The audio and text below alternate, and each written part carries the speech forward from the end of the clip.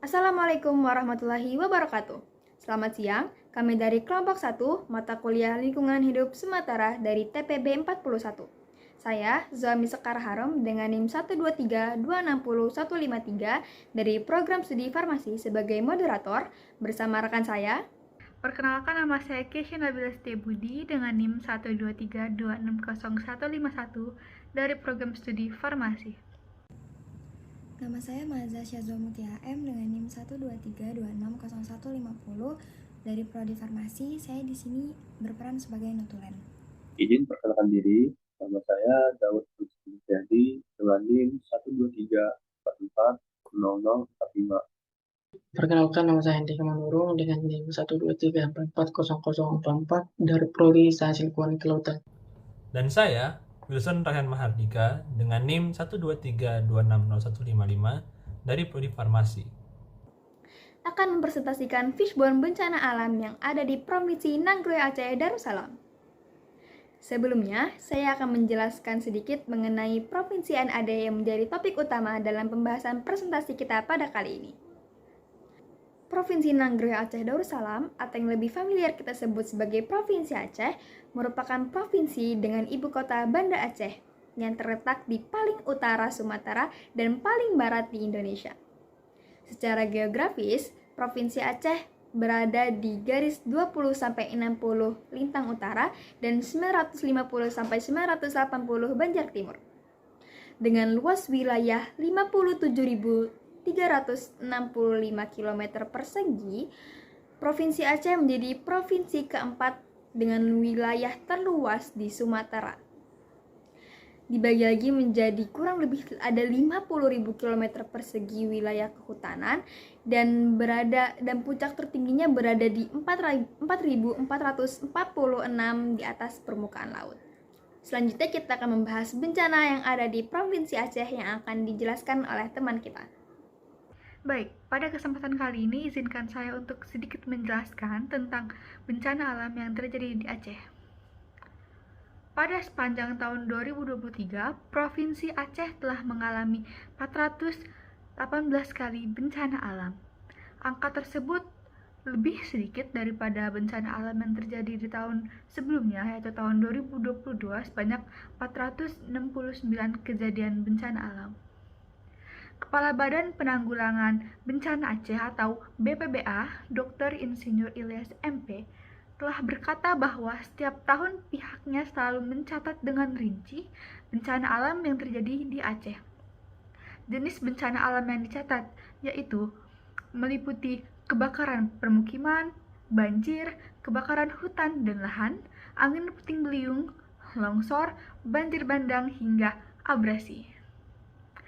Oke teman-teman, sebelumnya dapat dilihat pada slide ini, dapat dilihat ya bahwa bencana alam yang terjadi pada tahun 2023 di Provinsi Aceh setidaknya telah menewaskan 9 orang, 10 orang luka-luka, dan hal ini juga berdampak pada kurang lebih 90.000 kartu keluarga dan 2.520 orang pengungsi.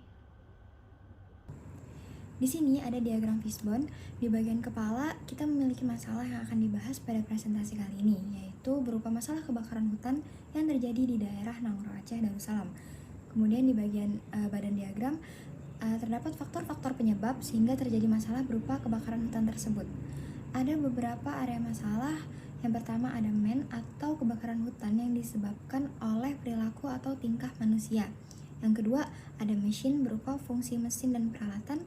Yang ketiga ada material, masalah yang berhubungan dengan bahan, termasuk di dalamnya bahan baku, produk setengah jadi, hingga bahan yang digunakan.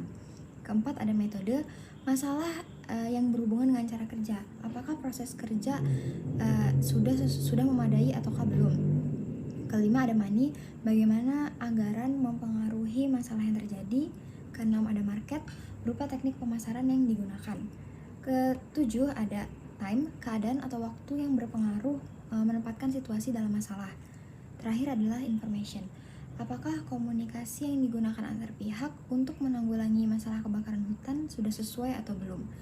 Kemudian untuk penguraian faktor-faktor penyebab masalah lebih lanjut akan dijelaskan oleh rekan saya yaitu Daud dan Handika. Terima kasih.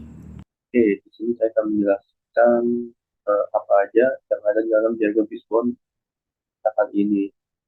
Nah, di dalam jargon Fishbone bakaran hutan di Aceh itu ada 8. Nah, saya akan menjelaskan yang dari mainnya dulu ya. Nah, dari mainnya sendiri ada penyebabnya ada 3. Faktornya yaitu yang paling pertama itu manusia saja. Penyebab pertama yaitu kegiatan land clearing usaha perkebunan tanpa pengawasan. Nah, mungkin tidak tahu land clearing itu adalah pembukaan lahan untuk area pertanian. Nah, biasanya di kalangan ini masih banyak masih banyak beberapa di Aceh yang masih membuka lahan dengan liar atau pengawasan dari pihak yang berwajib, misal polisi. Nah, land clearing di Aceh itu sudah banyak sekali yang melakukan land clearing tersebut. Makanya tak jarang banyak sekali kebakaran hutan di Aceh.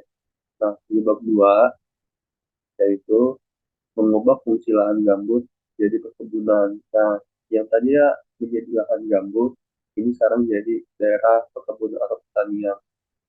Karena ada sisi positifnya lagi, kenapa dibuat lahan pertanian? Karena di wilayah kita, wilayah Indonesia, pasti dapat kekurangan eh, lahan estate. Estate itu misal kayak lahan untuk makanan kita sumber daya, misal kayak padi, terus sayur-sayuran atau buah-buah. Dan penyebab tiganya kenapa kegiatan ranking itu masih ada yaitu pembukaan lahan baru dengan membakar hutan. Nah, ini nih eh, masih ada penyebab lainnya yang kita eh, masih belum masih masih terdapat yang melakukan kesalahan atau kenakalan yaitu dengan membakar hutan. Nah, ini sebabnya yang pertama. Nah, terus lanjut lagi yaitu metode. Metode itu objeknya adalah metode. Ini penyebabnya ada 2, yaitu pemerintah sama masyarakat. Nah, itu penyebab pertamanya. Dan penyebab keduanya itu dibagi lagi jadi 2 kan. Yang pemerintah penyebabnya yaitu lemahnya penegakan hukum terhadap undang-undang PPLH atau perlindungan dan pengelolaan lingkungan hidup. Nah, pemerintah ini masih kurang nih dalam penegasan terhadap undang-undang PPLH atau perlindungan dan pengelolaan lingkungan hidup karena ini ini sangat bergantung kepada keberlangsungan hidup pengelolaan lingkungan hidup. Nah, penyebab yang kedua, penyebab pertama, yang kedua yaitu masyarakat. Nah, masyarakat ini masih kurangnya keterlibatan seluruh masyarakat dalam bertanggung jawab menjaga agar tidak terjadi kebakaran hutan dan lahan. Nah, ini kurangnya keterlibatan seluruh masyarakat dalam bertanggung jawab menjaga agar tidak terjadi kebakaran hutan dan lahan. Karena masyarakat ini masih belum paham lah tentang di masyarakat di Aceh masih belum tahu lah apa sih pentingnya kita menjaga hutan, kita menjaga lahan. Nah,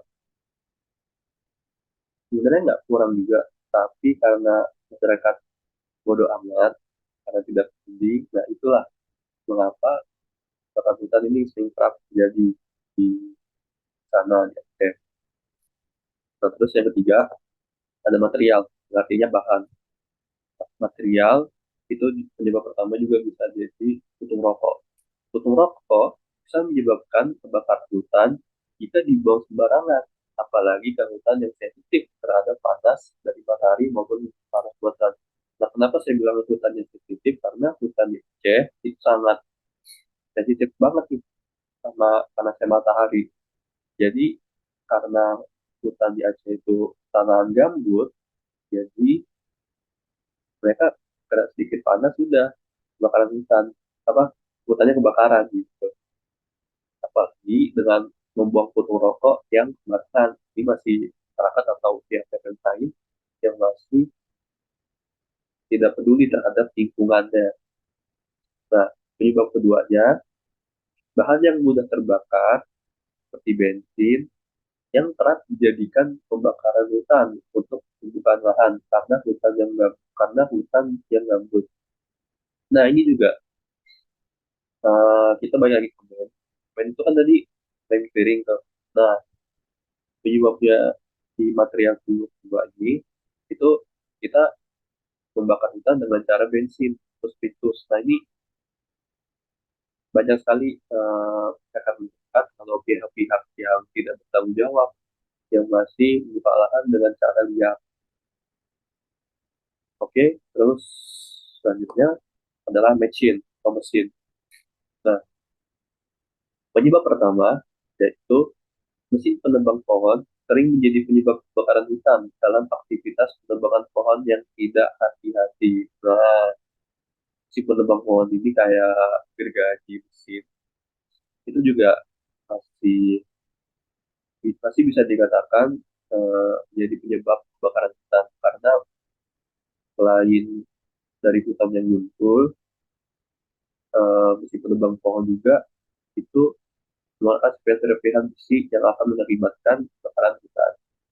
Penyebab kedua yaitu mesin pertanian di traktor dapat menyebabkan api yang dapat mengakibatkan kebakaran hutan. Nah nih, penyebab keduanya yaitu mesin pertanian traktor. Nah, sebenarnya traktor ini masih 50-50, masih bisa enggak.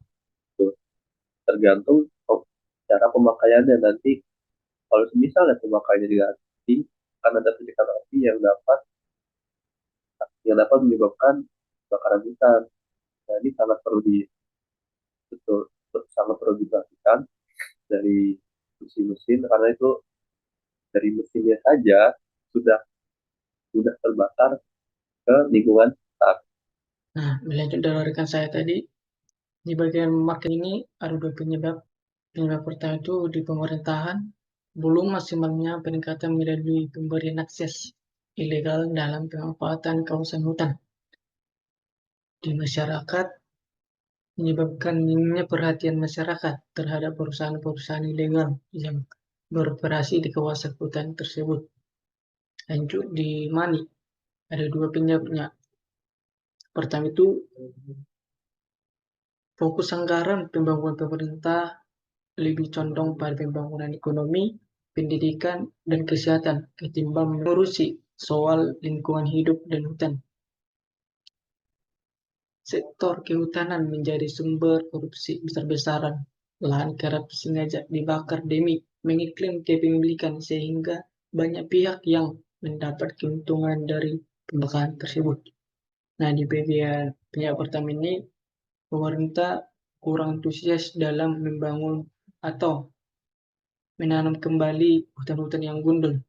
Di penyebab kedua ini, banyak perusahaan-perusahaan atau masyarakat juga untuk kepemilikannya sendiri, dia melakukan pembakaran besar-besaran untuk lahan ataupun perusahaan. Lanjut di time. Di time ini menyebabkan satu berdasarkan biaya potensial yang dikeluarkan oleh BMKG di wilayah barat dan selatan Aceh masuk kategori mudah terbakar. Nah, di bagian barat selatan Aceh ini dikategorikan mudah terbakar dikarenakan wilayah tersebut memiliki area gembut dan hutan semak belukar dalam hamparan besar.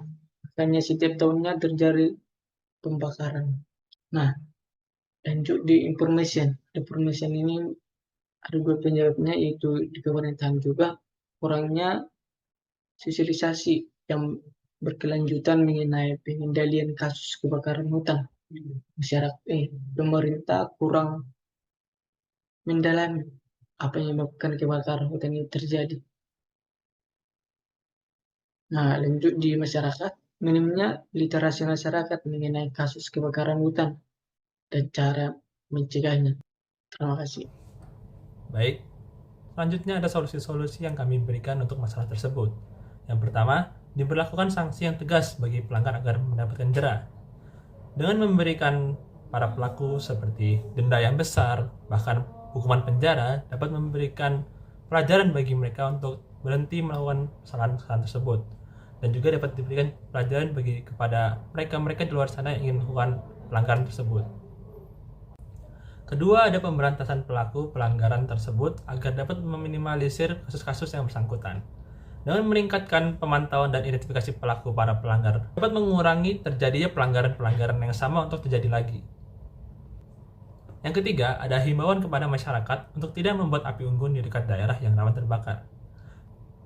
Dengan melakukan sosialisasi tentang bahayanya kebakaran hutan, dapat membantu mencegah akan terjadinya kebakaran yang terjadi. Dan keempat, dilakukan pengawasan pada kegiatan land clearing. Dengan menerapkan aturan yang ketat terkait izin dan pemantauan kegiatan penebangan hutan. Juga menggunakan alat seperti drone dan satelit untuk mengawasi daerah yang dilakukan clearing secara efisien. Sekian dari saya. Terima kasih.